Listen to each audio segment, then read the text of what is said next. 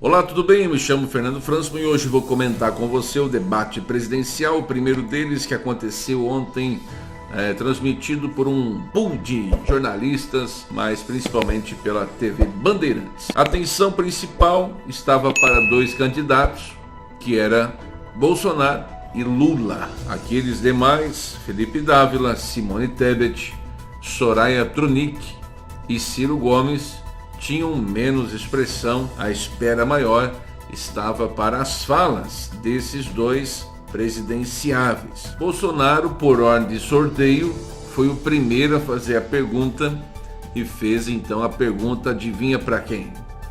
Luiz Inácio Lula da Silva. Alguns acham que a ideia de Bolsonaro ter escolhido Lula para dar a resposta pode ter sido negativo, porque logo o petista já conseguiu falar bastante no começo. Apesar de que suas palavras não estavam muito concisas, o Lula não estava demonstrando muita energia na sua voz e aqueles discursos emocionantes, como é característica do petista fazer. Precisamos entender que Lula é um veterano entre todos os candidatos e experiente em participar de debates como estes. O Bolsonaro, por exemplo, é apenas o terceiro debate, me parece, que ele estava participando ontem. Então isso tudo vai fazendo diferença, mas apesar de que Lula e Bolsonaro, os dois apresentavam assim um determinado nervosismo semelhante. Ambos não conseguiram ser tão precisos como eles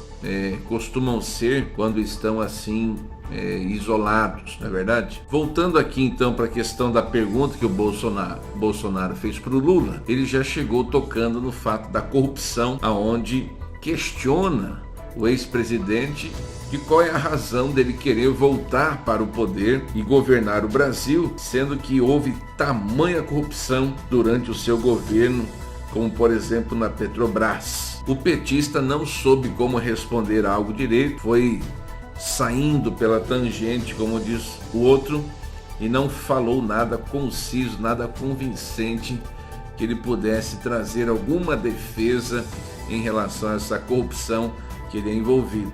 Não bastando a tensão entre os dois candidatos, da esquerda e da direita, nos bastidores estava rolando uma treta, uma confusão entre o candidato a deputado federal André Janones e também o ex-ministro do Meio Ambiente Rodrigo Salles, os dois se agredindo verbalmente. Enquanto isso, Ciro Gomes mantendo aquele sorriso sarcástico dele de sempre, apresentando a parte que ele foi governador do Ceará como exemplo para tudo, não tendo muita diferença da sua forma de se expressar. Felipe Dávila não apresentando nada expressivo, prometendo privatizar tudo, mas assim bem fraquinha as suas expressões, suas falas. Soraya Tronic lutando para manter os olhos abertos, nada de expressão.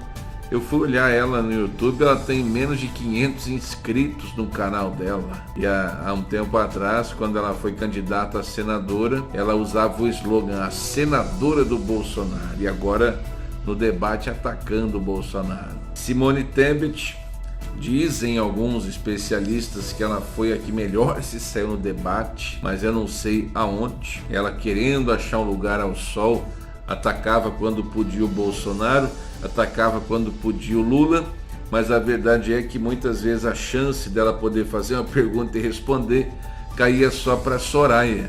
O pessoal até brincou na internet que dava para fazer uma dupla, Simone e Soraya.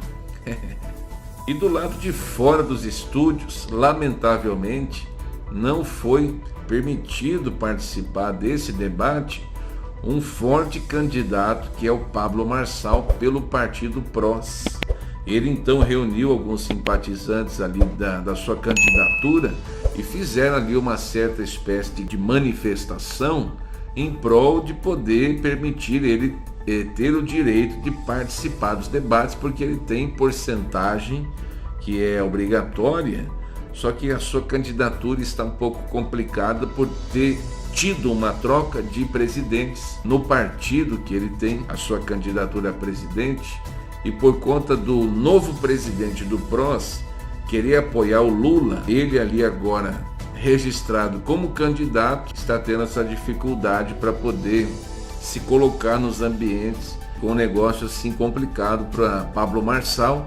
E do lado de fora dos estúdios da Band, ele foi lá protestar para poder ter o seu direito enquanto acontecia o debate lá dentro. O ponto final do debate teve então o Lula comparando as pedaladas fiscais que impeachmentaram a Dilma com as motociatas do Bolsonaro, que não conseguem derrubar o Bolsonaro. Numa bizarrice assim, em alguns momentos, à la Dilma Rousseff. Lembra dos discursos bizarros e engraçados de Dilma? O Lula, nessa última hora, deu uma escorregada. E Bolsonaro finaliza as considerações finais, lembrando quantos líderes comunistas que Lula apoiou e fez alianças com eles, como por exemplo na Venezuela, no Chile, na Colômbia, na Nicarágua e mais também recentemente na Argentina.